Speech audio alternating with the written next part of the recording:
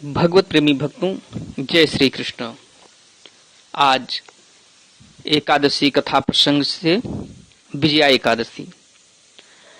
विजया एकादशी अपने नामानुसार विजय प्रदान करने वाली है। भयंकर शत्रुओं से जब आप घिरे हों और पराजय सामने खड़ी हो, उस विकट स्थिति में विजया नामक एकादशी आपको विजय दिलाने की क्षमता रखता है। प्राचीन काल में कई राजे महाराजे इस व्रत के प्रभाव से अपनी निश्चित हार को जीत में बदल चुके हैं।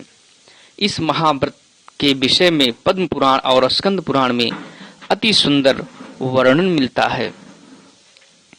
धर्मराज युधिष्ठिर बोले, हे जनार्दन, फाल्गुन मास के कृष्ण पक्ष की एकादशी का क्या नाम है तथा उसकी विधि क्या है? कृपा करके आप मुझे बताइए।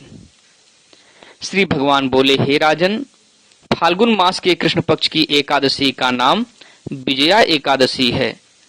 इसके व्रत के प्रभाव से मनुष्य को विजय प्राप्त होती है। यह सब व्रतों में उत्तम व्रत है। इस विजया एकादशी के महात्म्य के श्रवण व पठन से समस्त पाप नाश को प्राप्त हो जाते हैं। एक समय देवर्षि नारद जी ने जगत पिता ब्रह्मा जी से कहा, महाराज, आप मुझसे फाल्गुन मास के कृष्ण पक्ष की एकादशी का विधान कहिए। ब्रह्मा जी कहने लगे कि हे नारद, विजया एकादशी का व्रत पुराने तथा नए पापों को नाश करने वाला है। इस विजया एकादशी की विधि मैंने आज तक किसी से भी नहीं कही। यह समस्त मनुष्यों को विजय प्रदान करती है। त्रेता युग में मर्यादा पुरुषोत्तम श्री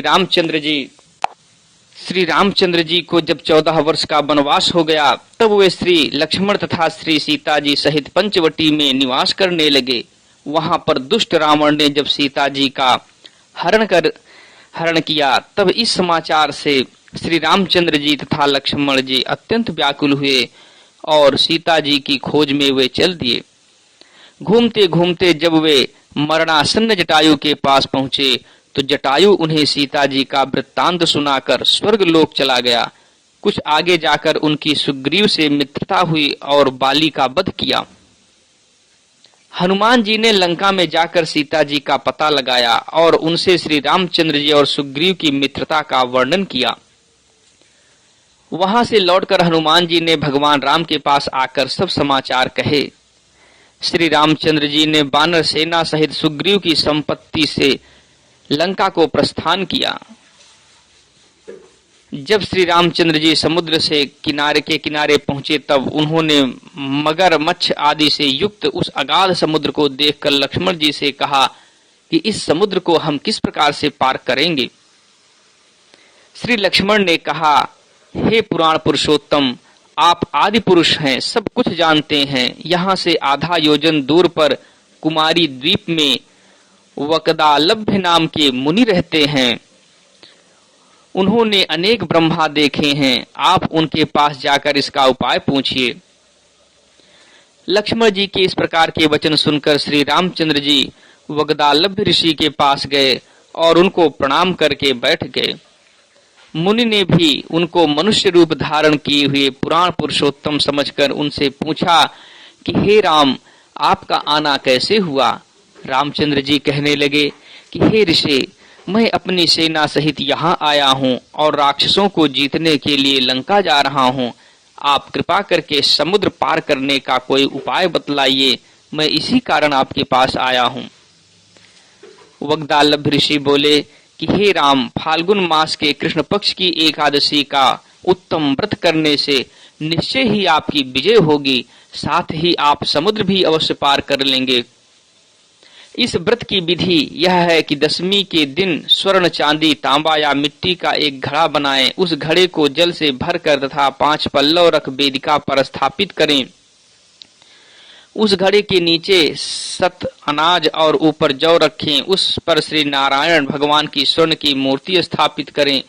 एकादशी के दिन स्नान आदि से निवृत्त होकर धूप, दीप, नैवेद्य, नारियल आदि से भगवान की पूजा करें।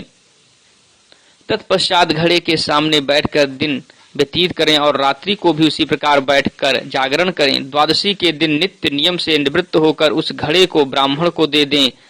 हे राम, यदि तुम भी इस व्रत को सेनापतियों सहित करोगे तो तुम्हारी विजय अवश्य होगी। श्री रामचंद्र जी ने ऋषि के कथनानुसार इस व्रत को किया और इसके प्रभाव से दैत्यों पर विजय पाई। अतः हे राजन, जो कोई मनुष्य विधि पूर्वक इस व्रत को करेगा, दोनों लोकों में उसकी अवश्य विजय होगी।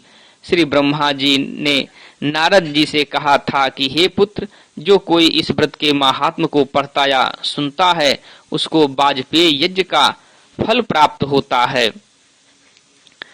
इस प्रकार से आशा है कि आप लोगों को वीडियो पसंद आया होगा। वीडियो देखने के लिए धन्यवाद। आपका दिन शुभ हो।